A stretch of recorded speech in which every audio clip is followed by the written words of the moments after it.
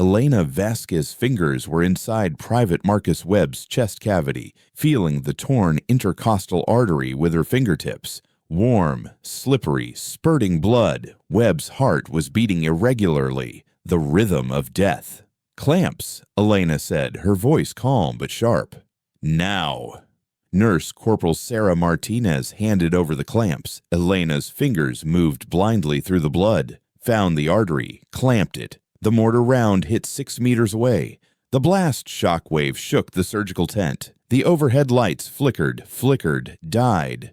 Total darkness. Marcus Webb's heart stopped. "No." Elena's voice cut through the darkness. "Martinez, headlamp, now! Chen, get the defibrillator. Jackson, start compressions." Hands moved in the darkness.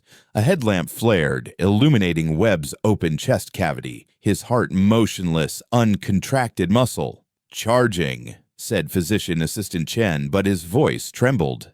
"Doctor, the base is under attack." "I don't care." Elena's hands were working inside Webb's chest. "This soldier can die when I'm dead, but not 1 second before." More explosions outside, the sounds of AK-47s, the deep thunder of RPGs, screams, "Charge ready." Clear. Elena placed the paddles directly on Webb's heart. Bare myocardium, open chest surgery. Now. Electric shock. Webb's body tensed. His heart twitched. Once, twice. Regular rhythm.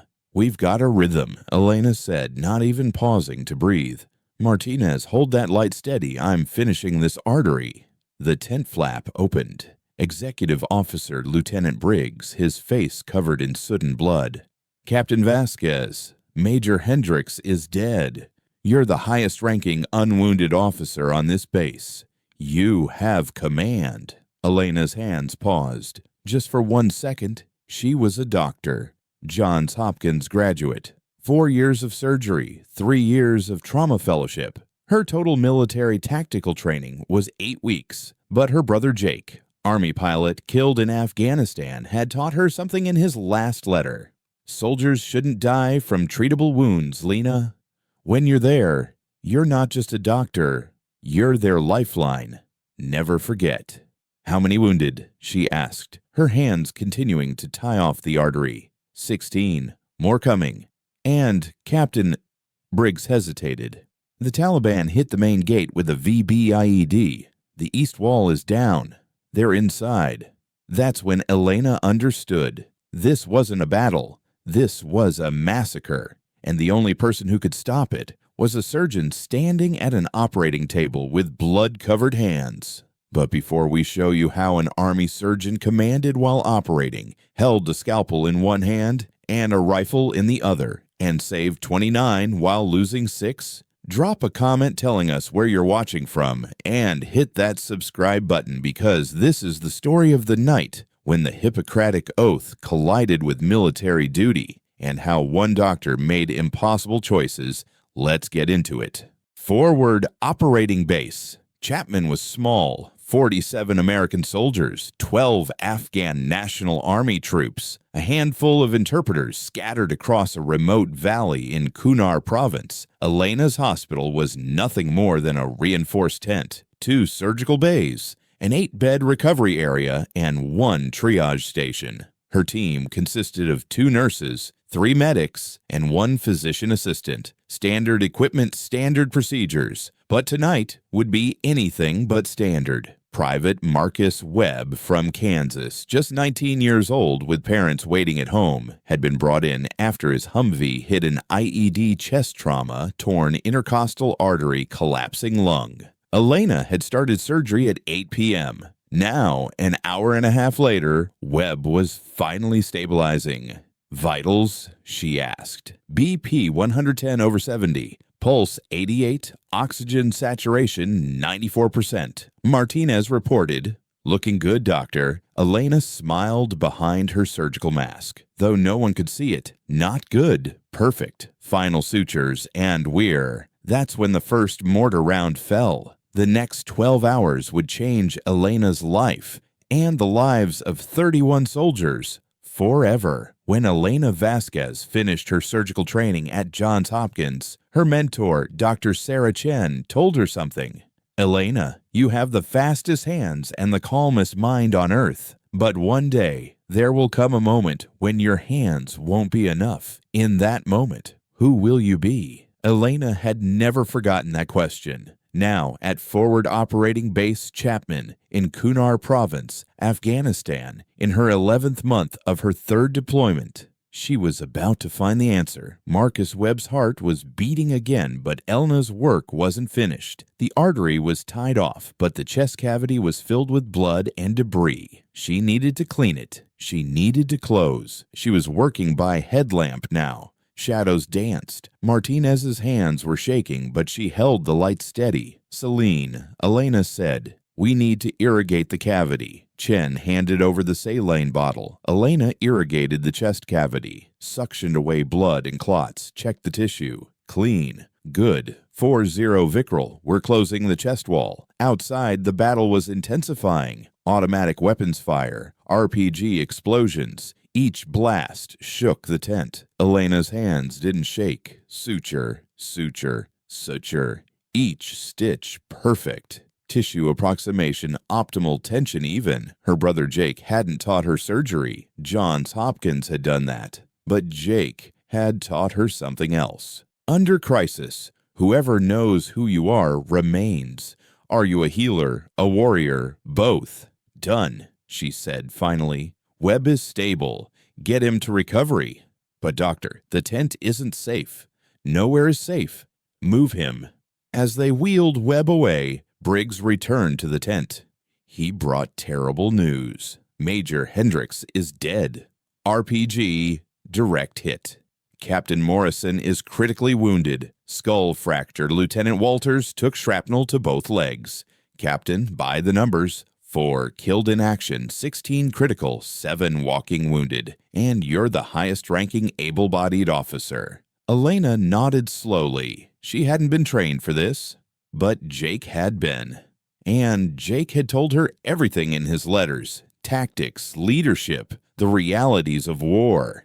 Defense status: Taliban hit the main gate with a VBIED east wall collapsed. Estimate 30 to 40 enemy inside. We've got maybe 25 soldiers who can fight. Reinforcements? Comms tower went down in the first wave. Our radios are short range only. Nearest base is 50 clicks out. Elena swallowed. So we're alone. Yes, ma'am. All right. Elena stripped off her surgical gloves. Get all able-bodied personnel to defensive positions. Hold the southwest corridor. That's the only approach to the hospital. If that falls, we all die. Understood. What about you? I'm here. 16 wounded and more coming. I'm not abandoning my hospital. Briggs saluted and ran out. Elena turned to her team. Listen up. Mass casualty protocol. Triage starts now. Chen, you're immediate. Need surgery now. Martinez, you're delayed. Stabilize, but surgery can wait.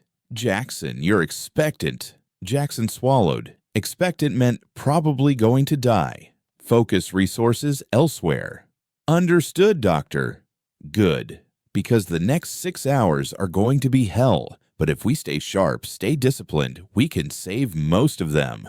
Most? Martinez's voice cracked. Not all? Elena looked at her. Hard, but honest. No, Martinez, not all. Some people are going to die tonight. But your job is to save the ones we can. Understood. Martinez nodded, but terror was in her eyes. Elena felt terror too, but she couldn't show it. Leaders can't show fear. The first wave hit without warning. 6 casualties came in at once. 2 immediate, 3 delayed, 1 expectant. Elena looked at the immediates. Private Davis, abdominal trauma, probable liver injury. Corporal Kim, chest trauma, probable pneumothorax.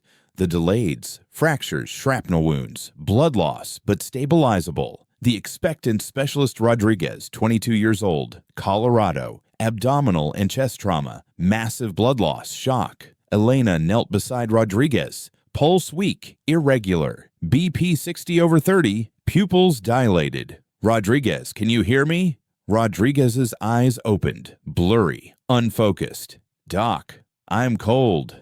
Cold. Sign of shock. Multi-organ failure approaching. Elena did quick math.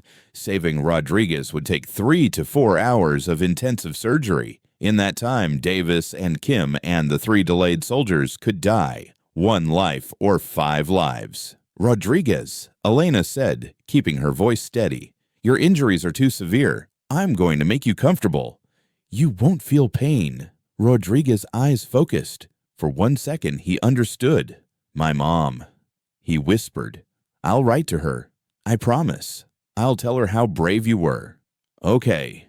Rodriguez's eyes closed. Elena administered maximum morphine. Rodriguez's breathing slowed, steadied. No pain. In 20 minutes, he'd be gone. Elena stood up. Her hands were shaking, but no one saw. Chen, take Davis. Liver injury. Let's open him up. Martinez, prep Kim. I'm placing a chest tube. Jackson, stabilize the delayeds. And the work began. They opened Davis's abdomen. Liver laceration, grade 3. Bad, but repairable. Chen held retractors. Elena sutured. Liver tissue is fragile. Each stitch had to be placed carefully. 15 minutes. Davis stabilized. Moved to Kim. Scalpel to chest. Intercostal incision. Finger inside. Blood and air. Pneumothorax confirmed. Chest tube in. Air and blood drained. Kim's breathing improved. 10 minutes. Kim stabilized. Moved to delayeds. Shrapnel removal. Fracture stabilization tourniquets. Bandages. 25 minutes later, the first wave was done. Elena checked her watch. 10:40 p.m. 6 patients in 40 minutes. Then the second wave came. 8 wounded. Then the third wave. 10 wounded. The tent was starting to fill. Elena was examining Corporal Williams' shattered right arm when the explosion happened at the tent entrance. Taliban grenade. Shrapnel scattered everywhere. Martinez screamed. Hit in the leg. Jackson was hit too. Shoulder, but mobile. Defensive positions. Elena shouted. Chen ran to the weapons locker, distributed M4s. Elena took one, checked the magazine. Full 30 rounds. 3 Taliban shadows were approaching the tent. Elena didn't hesitate. She shouldered the M4 Jake had taught her on holidays at the family ranch. Keep both eyes open, breath control, smooth trigger pull, and fired 2 shots. First Taliban down, 3 shots. Second Taliban stumbled. The third Taliban pulled a grenade. Down! Elena hit the ground. Explosion shrapnel punched through the tent roof. Elena jumped up, fired. Third Taliban down. All clear! Briggs shouted from outside. Elena dropped the M4, her hands shaking. First time she'd killed someone. What she felt wasn't remorse. What she felt was rage. Martinez! Chen ran to her. Your leg. I'm fine. Martinez gritted her teeth. Just bandage it. Keep working. Elena looked at Martinez. Shrapnel wound, but no bone break. Chen, clean and bandage, fast. Then we're back to Williams. Williams's arm couldn't be saved. Shattered bone, destroyed vasculature, necrotic tissue. Amputation required. But anesthesia was running out. Chen, how much anesthesia do we have? Chen checked. His face went white. 2 bottles of ketamine, morphine at 30%. Nothing else. What can we give Williams? Half-dose ketamine, maybe some morphine, but not enough for full anesthesia. Elena looked at Williams. 20 years old. From Ohio. Mom's a teacher, dad's a firefighter. Williams, Elena said, I have to amputate your arm. There's no other option, but I don't have enough anesthesia. You're going to feel pain. Williams's face filled with horror. How? How much pain? Elena didn't lie. The worst pain of your life. But it's necessary because this arm will kill you in 12 hours. Long silence. Then Williams slowly nodded. Do it. Elena administered the ketamine and morphine, everything she had, gave Williams a leather strap. Bite down, scream. Pass out if you want, but don't move. Then she picked up the scalpel and cut. Williams screamed, horrible, savage screams. Elena didn't stop skin, muscle, arteries and veins, clamp, tie, cut, bone, saw, clean cut. It took 8 minutes. Williams passed out. Good. Unconscious, he felt no pain. Elena closed the stump. Skin and muscle flap, sutures, bandage. When it was done, her hands were bloody and shaking. Chen was crying. "Pull yourself together," Elena said sharply. 20 more patients waiting. Just after midnight, Lieutenant Chen collapsed from sheer exhaustion, arms trembling, eyes closing. "Doctor, I can't," he said, and fell to the ground. Elena ran to him. Pulse normal, just exhaustion. "Jackson, move him aside. Let him sleep 20 minutes. "But doctor, without him."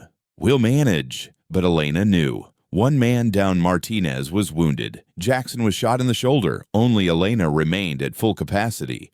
And 12 patients were waiting. Elena took a breath. She remembered Jake's voice. "When you're tired, Lena, just focus on the next step.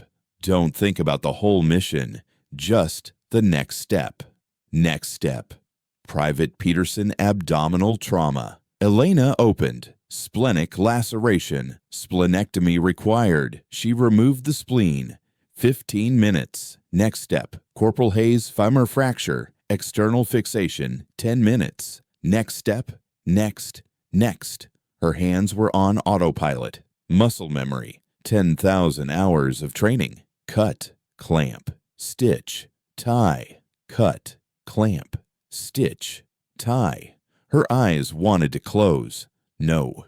Keep them open. Her arms were burning. No. Keep moving. Her stomach was churning.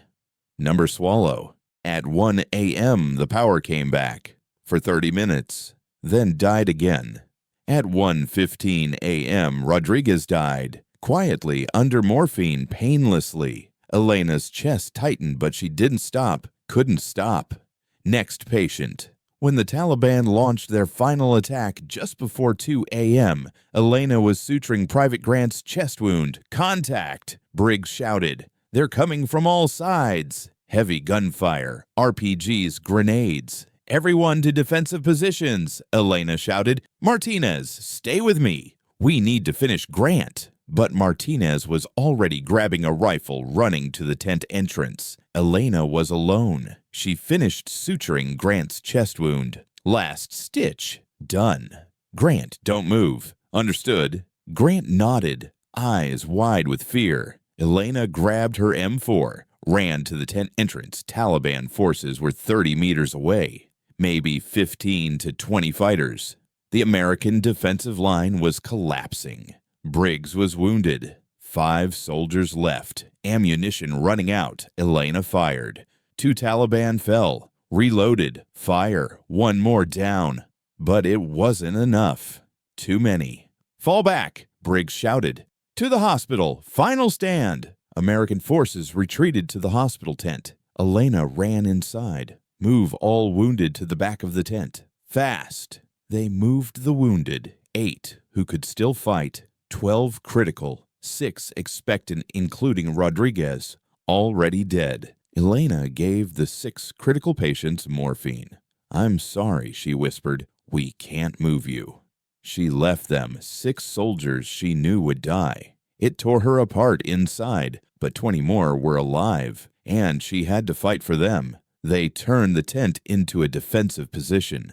Stretchers, equipment boxes, everything as cover. Taliban were approaching the tent. Elena raised her M4. "Last magazine, 30 rounds. We hold them back," she said, "or we all die together." Taliban, 20 meters away. 15 meters. Elena fired. 2 down. 10 meters. Fire. 3 more down. 5 meters. The sky opened up. 2 Apache helicopters swept over the ridge, their 30-millimeter cannons tearing apart Taliban positions. Hellfire missiles vaporized enemy concentration areas. In 5 minutes, it was over. The remaining Taliban retreated. Elena sat on the ground, M4 still in her hands. "Is it over?" Martinez whispered. "Yes," Elena said. "It's over." Then she remembered. The wounded. She ran to the bunker, 20 wounded still there. alive, ran back to the tent. 6 critical patients. 5 were dead, including Rodriguez. But 1, Specialist Morgan, was still breathing. Weak, irregular, but breathing. "Chen!" Elena shouted, "Get here! We still have a chance!" And she went back to surgery. When the sun rose at 4:30 a.m., Elena was still working. Morgan's abdominal injury. 2 hours of intensive surgery. But she saved him. 29 wounded were alive. 6 were dead. Medical evacuation helicopters arrived. They airlifted the critical cases. Captain Vasquez, the lead paramedic, said, "You need to come too. You're wounded." Elena looked at her arm. Shrapnel wound from 10 p.m. She hadn't even noticed. "No, I still have work." "Captain, I said no." The paramedic backed off. Elena returned to the 6 dead soldiers. She pulled a sheet over each one. Rodriguez, Mitchell, Park, Bradley, Jang, O'Brien. She placed her hand on each name. "I'm sorry," she whispered. "I couldn't save you, but I saved 29. I hope that's enough." Then her legs gave out. Chen and Martinez caught her. "Doctor." "I'm fine," Elena whispered. "I just need to rest for a minute." Her eyes closed. 3 weeks later, Elena woke up at Walter Reed Medical Center. She had a dream. Jake was in it, in his pilot uniform, smiling. "You did good, Lena." "I lost 6. You saved 29. "Not enough." Jake shook his head. "It'll never be enough. But that doesn't mean you stop counting the ones you saved. You're a healer, Lena. But in that battle, you were also a warrior both. And that makes you special." Elena woke up. She was at Walter Reed, IFO in her arm, monitors attached. A nurse appeared. "Captain, you're awake.